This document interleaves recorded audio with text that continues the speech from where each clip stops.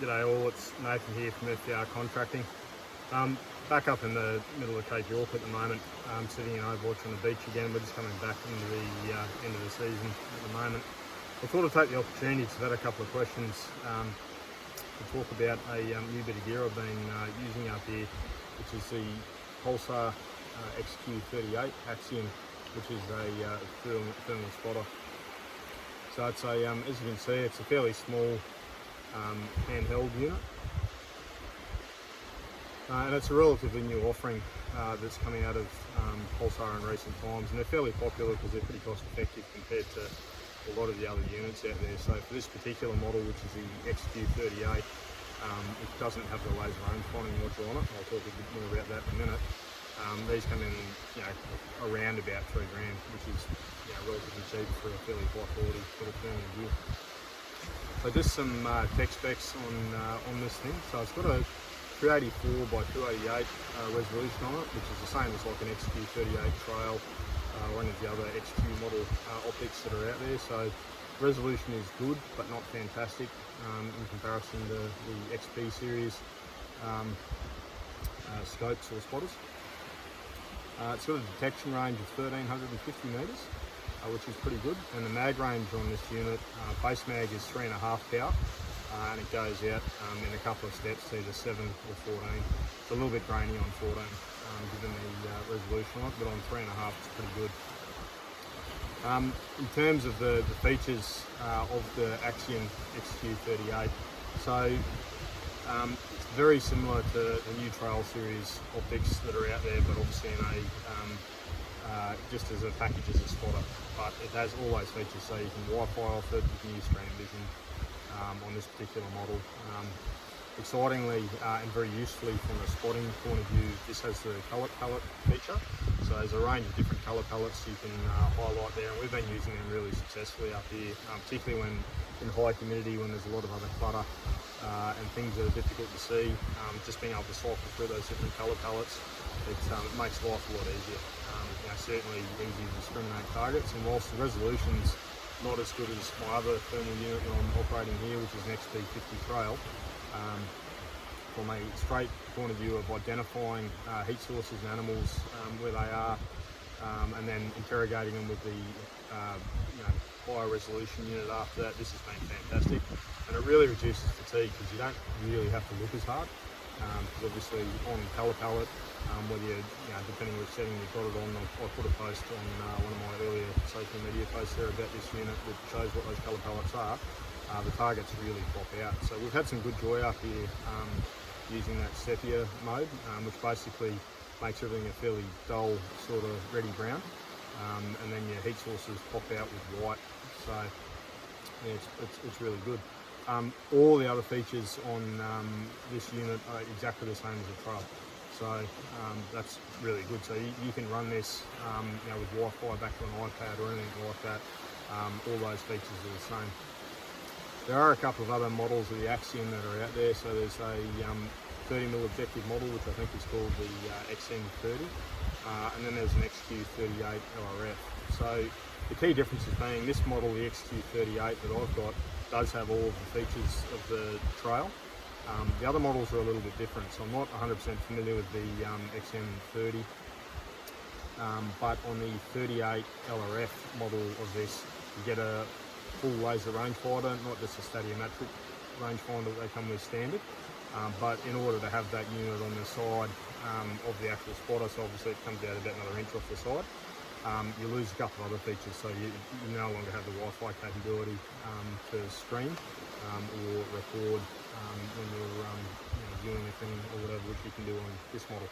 So I guess it just comes down to personal preference on what you want the unit for. Where it fits for me, as I said before, just that ability to scan without necessarily having a rifle mounted unit out is quite helpful.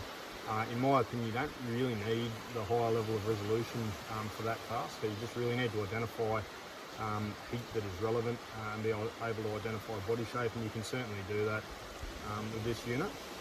And then switch over to whatever you're going to use for the control part of, or hunting part of whatever you're going to do. So for me, that means switching over to the Trail and then moving up on foot.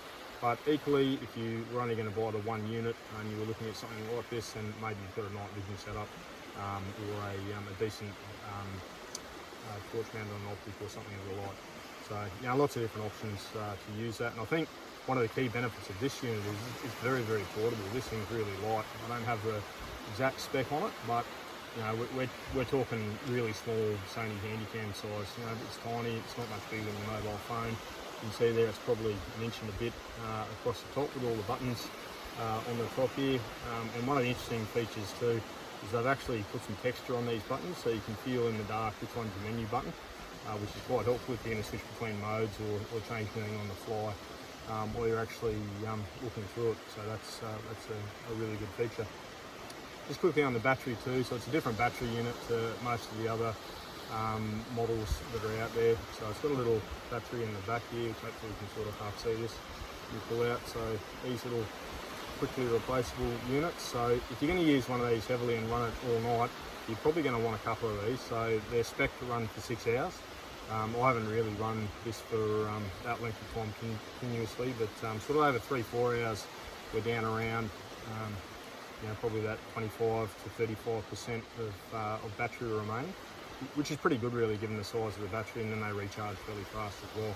So they do come with a recharging module for these batteries, and when you buy the unit you get a soft padded bag with it. You get the one battery in it, but again, if you're going to go with heavy use, you'll probably have some serious consideration about getting a second battery, which is what I'll do shortly. So I've used a few of these different spotters over the years, and I have to say at the moment this is probably one of the handiest ones out there. So it's small enough to take with you on a broad range of different jobs. You can fit it in your pocket if you haven't got your carry bag thing with you.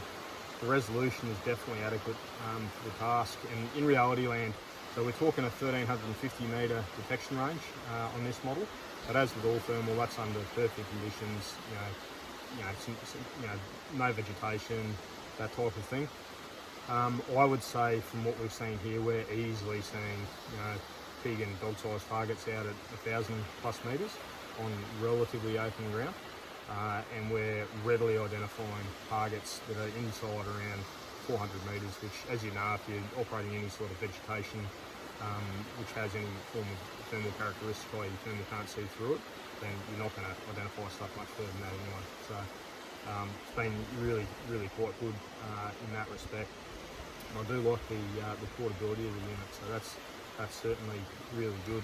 As I said, the only downside to a unit like this compared to the higher resolution models, and there's always compromises with these things, depending on the magnification range against the resolution, you can get a grainy image as you step up through the magnification range. And to be honest, for my intended purpose, I haven't really taken this outside of 3.5 power, which is the base mag, which I don't have the exact spec, but it's got a pretty decent field of view, so you certainly don't feel like you're constantly having to move around to pick things up. But 3.5 power has been more than enough for pretty much everything that we've done. As I said, if you do step it up onto those higher mag ranges, you will find the image gets a little bit grainy. Some of that's mitigated a little bit by the different colour palette options that are in there, which mitigate that graininess, so it smooths it right out, and then really makes that heat pop out. Obviously, it's still got all the same modes that a standard trail does, so you've got your forest mode, your rocks mode, your user mode, and then your identification mode as well, which are all preset. And obviously on your user mode, you preset it to however you want to have it in terms of contrast, brightness, etc., and then run that as well. So yeah, overall, a good little unit so far. As I said, I've had a XQ4 Lite. I've run a set of Accolade binos for a while, a couple of different trail units, and whilst everything has a different purpose, I use thermal gear heavily, and I like what this does in terms of that portability, that ability to not have to have too much gear out, and then when the action's about to start, you get it in your pocket quickly without having to worry about putting it down somewhere or getting it covered in dirt or whatever. Obviously, it's also with any of these Pulsar units, it is IPX7, I believe, which means you can submerge it in water at about a metre depth for 30 minutes is the spec there, and dustproof, etc. So it feels well made. You've got a grip panel underneath here. The whole thing's pretty solid. I like where the buttons are, they're intuitive. and then just the you see on the front there, basically you twist this to focus, and at the other end that's just set up for your eye, again to focus, but to focus on distance, the end cap here, so a nice little rust cover on it too, and just twist it to focus in on the target and what range you're doing things. So yeah, that's probably about all we need to say on the Axiom for the moment. Yeah, as usual, if anyone's got any questions, feel free to ping us a message and I'll answer where I can. A little bit hard to get these in Australia at the moment, so they're a relatively new unit, as I understand it. But yeah, the usual range of importers for Pulsar gear, bring those in, and I managed to get this one through Warfire's torches, who've been pretty helpful to me over the years.